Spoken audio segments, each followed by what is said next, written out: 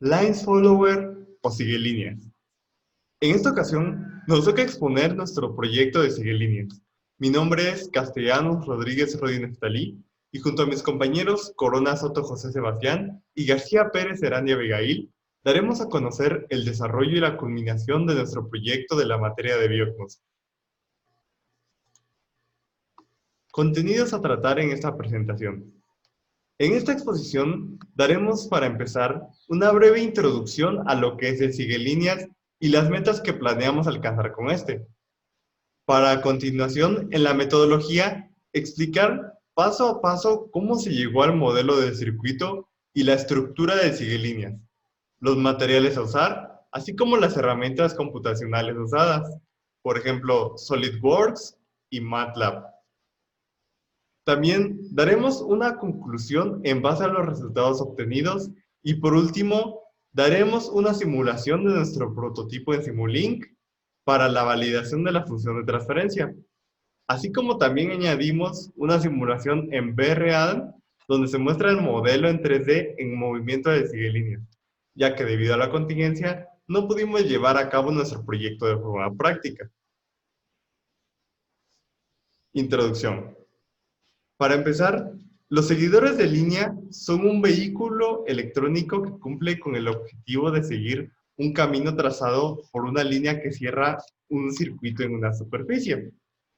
El objetivo de este proyecto es construir un seguidor de línea que sea similar a una serpiente, el cual tenga la capacidad y velocidad para identificar el camino con una línea en el piso, logrando con esto el diseño correcto. Para construir el siguelíneas tenemos que ver una serie de elementos que nos van a servir de ayuda para construir este. Para empezar, está la superficie. La superficie la tenemos que tomar en cuenta ya que esta puede variar en aspereza o puede tener ciertas irregularidades que dificulten el funcionamiento del siguelíneas. De ahí, otro factor muy importante a tomar en cuenta viene siendo el camino. El camino es una línea, la cual generalmente mide 2 centímetros de grosor y su color tiene la característica de que contrasta con la superficie. Por ejemplo, si la línea es de un color oscuro, la superficie tiene que ser de un color bastante claro y viceversa. Si la línea es de un color claro, la superficie tiene que ser oscura. Y de ahí, por último, y el más importante, el sigue líneas.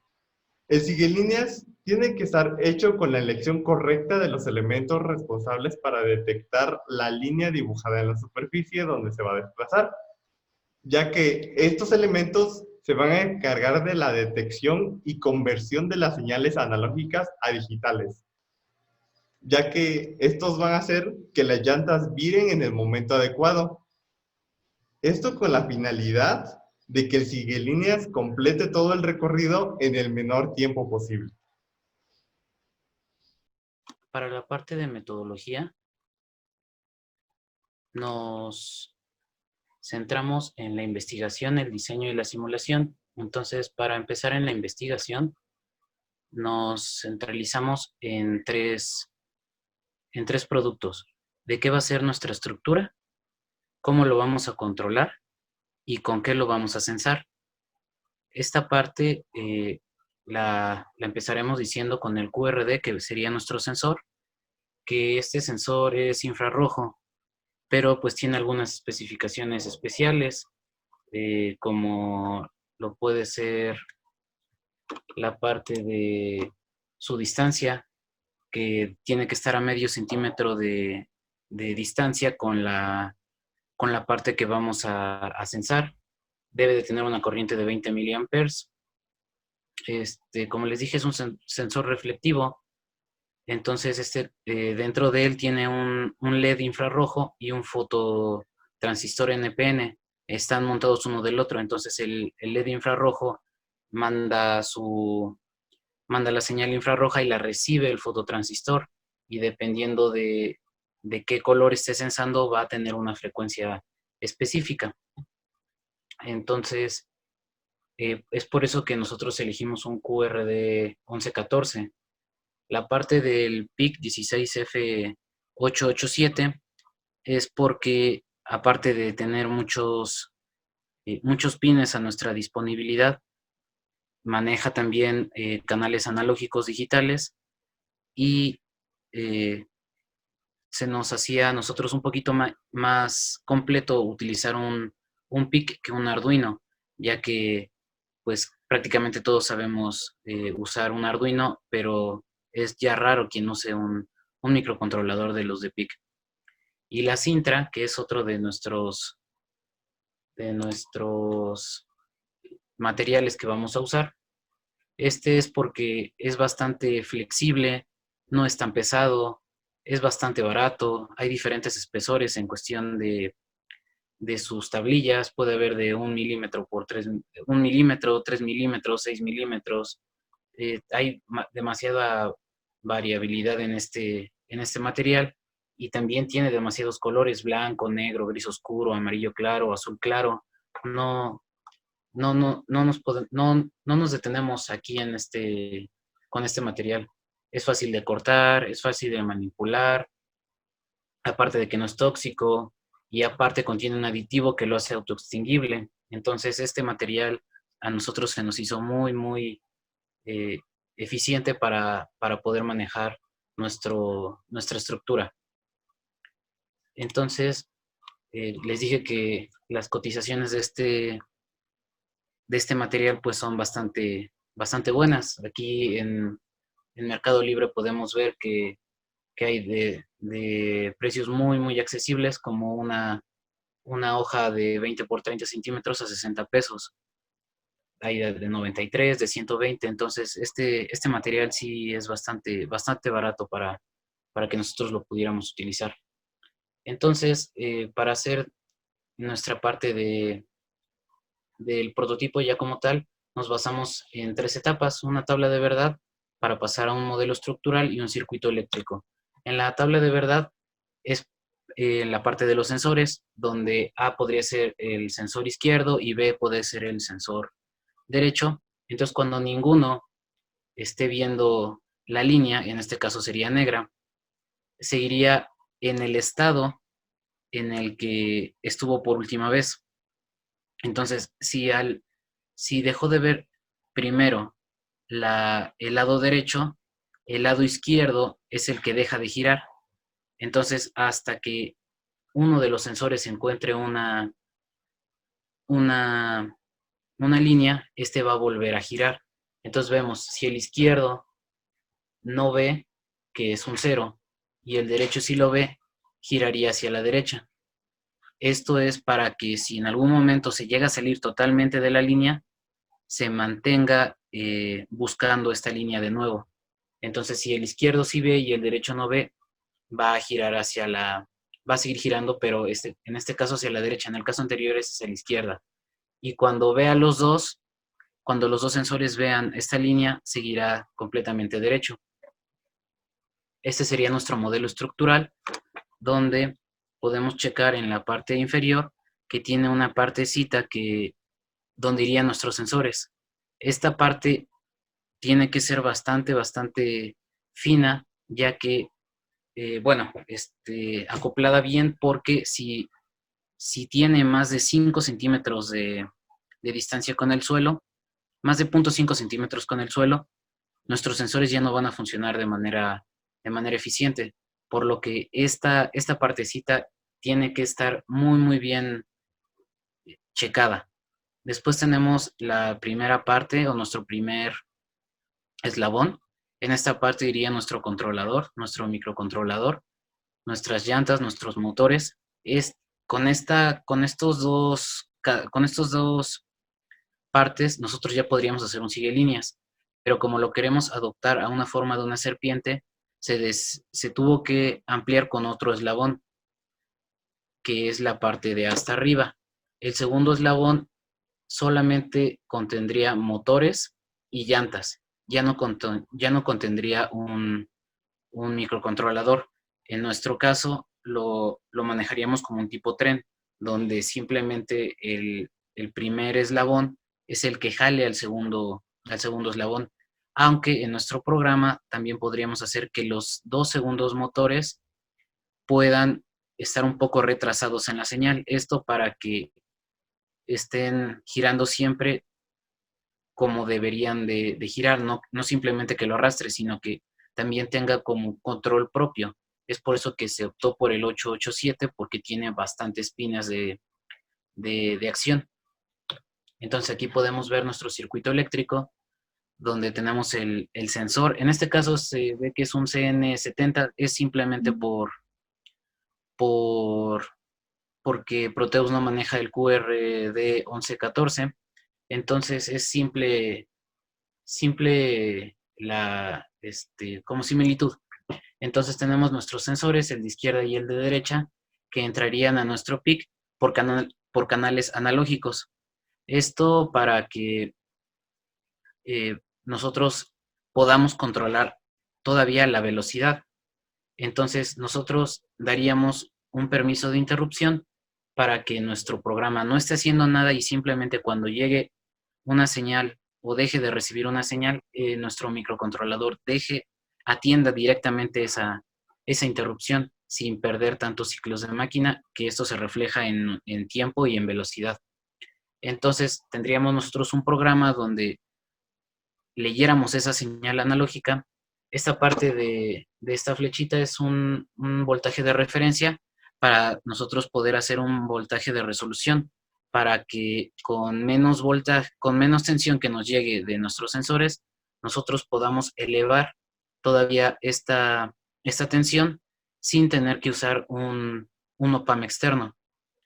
Y ya después de haber procesado toda esta información, tendríamos nuestros canales de salida. Podemos observar que como simplemente son dos sensores, tendríamos demasiadas salidas todavía, entonces podríamos agregar muchos más eslabones a futuro.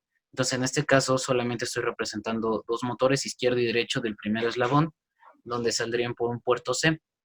Entonces si quisiéramos agregar atrás otro eslabón, podríamos poner estos otros dos directamente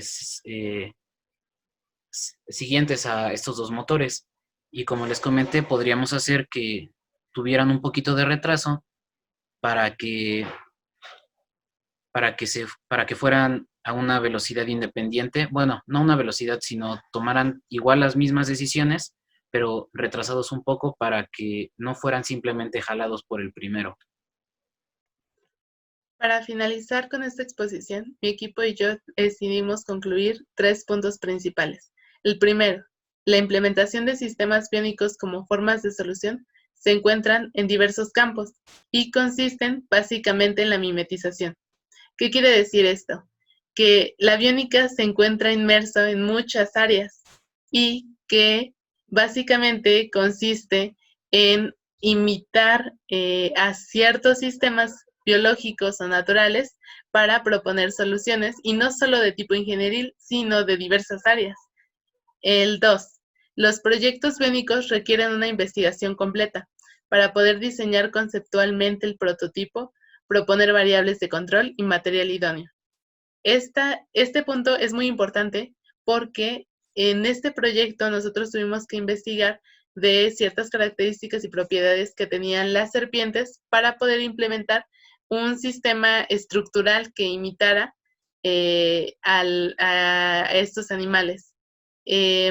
Los proyectos biónicos en general tienen que cumplir con una metodología de investigación, y esta metodología requiere, además de fuentes confiables y recopilación de mucha información y de observación por parte de estos sistemas biológicos, también requiere de propuestas personales para resolver los problemas que competen a este proyecto en particular, como el material a utilizar, las variables a controlar, etc.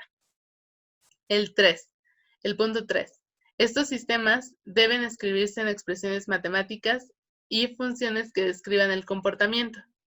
Esto quiere decir que no basta con toda la información recopilada, sino que también se necesita escribir en una forma matemática para poder nosotros implementar un control de estas variables, o también para simularlas.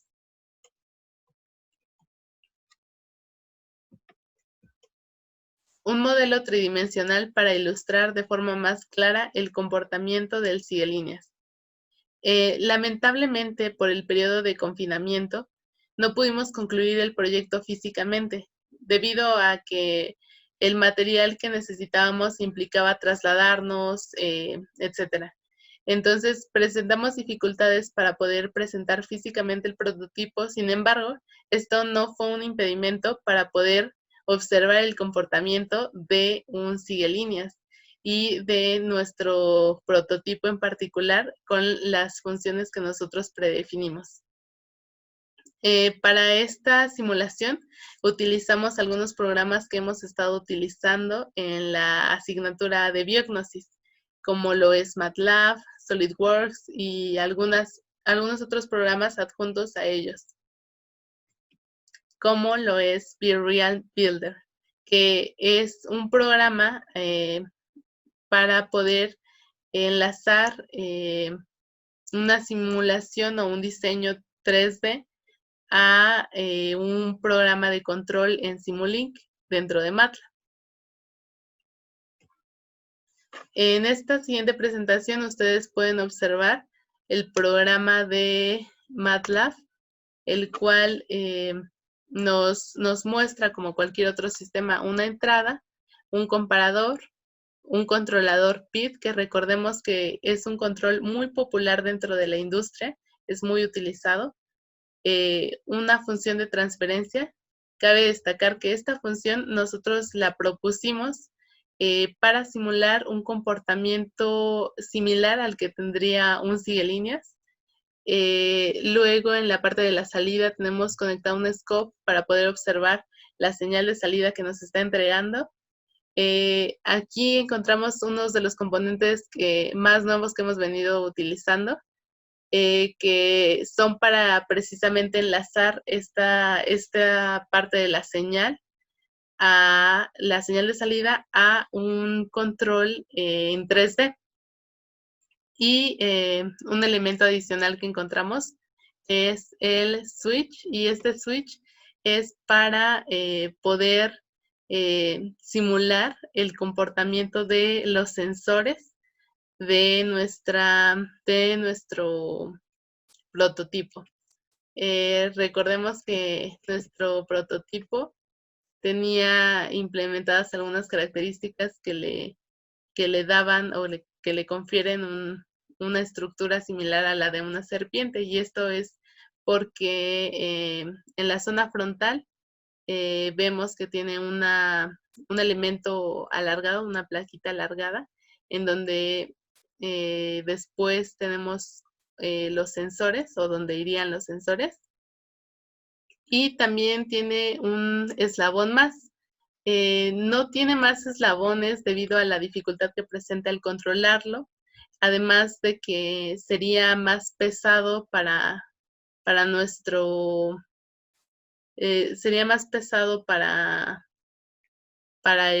la placa, y esto reduciría la velocidad y nos incluiría algunas consecuencias que no queremos tener en nuestro prototipo.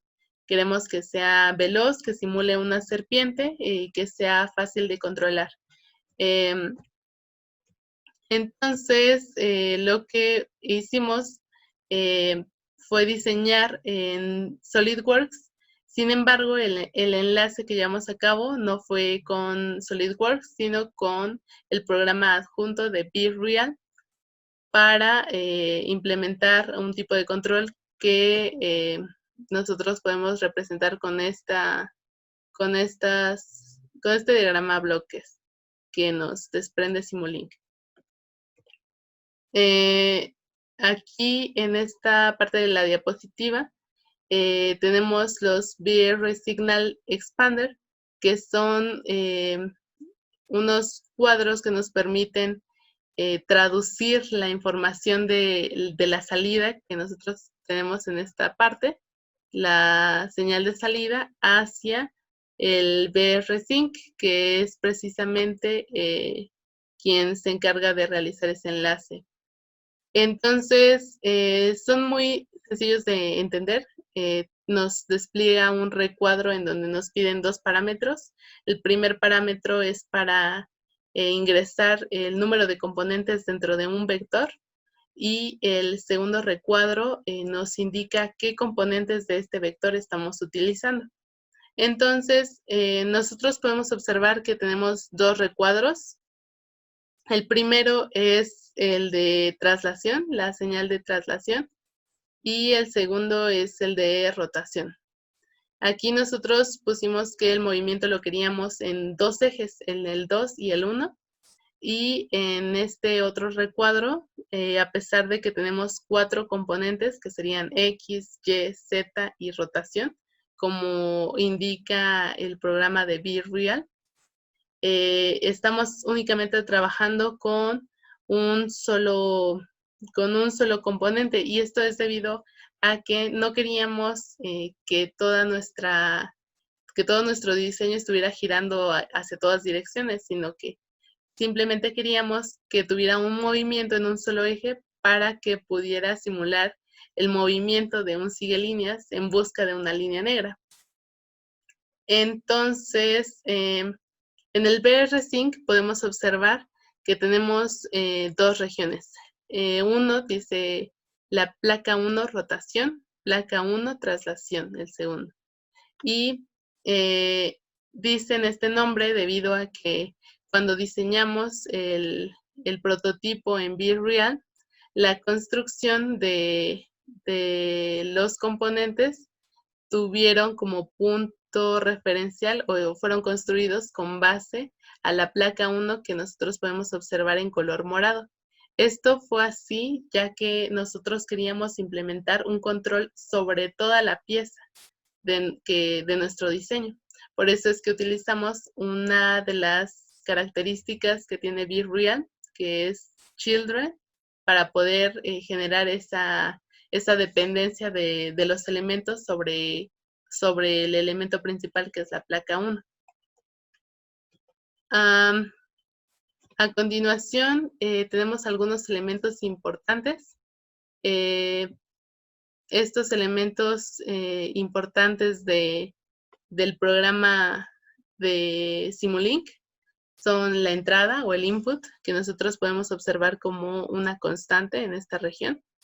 Luego tenemos el control PID, que es este recuadro. Recordemos que este tipo de control es uno de los más completos porque incluye 3 constantes, y estas 3 constantes de error hacen que sea más, más completo. Involucra los 3 controles principales dentro de la industria. Entonces, posteriormente tenemos la función de transferencia, y esta función de transferencia nosotros la seleccionamos de acuerdo al movimiento que queríamos generar y lo observamos en el scope. El BR-Sync, que es básicamente quien hace esta traducción del programa MATLAB hacia el comportamiento físico en 3D. Y aquí podemos observar algunas, más bien las funciones que trabajamos en este programa. Esta es la función número 1, que se encuentra en esta parte. Y aquí tenemos la función de transferencia número 2. A continuación voy a mostrarles la simulación para que observen el comportamiento descrito. Voy a dejar de compartir la pantalla y voy a compartirles la pantalla de MATLAB.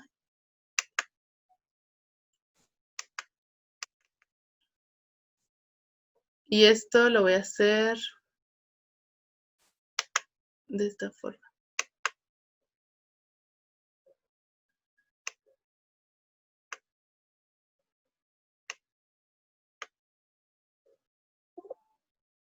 Observen que en este caso el switch está en on, y lo que realiza es un movimiento que le permite identificar las líneas del domo en donde se encontraría nuestro prototipo. Observémoslo nuevamente.